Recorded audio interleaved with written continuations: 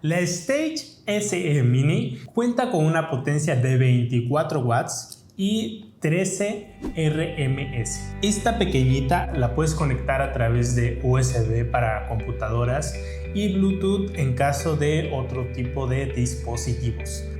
También tiene la funcionalidad de que puedes utilizarla a través de prompts o comandos de voz, y estos puedes activarlos o desactivarlos según tu preferencia.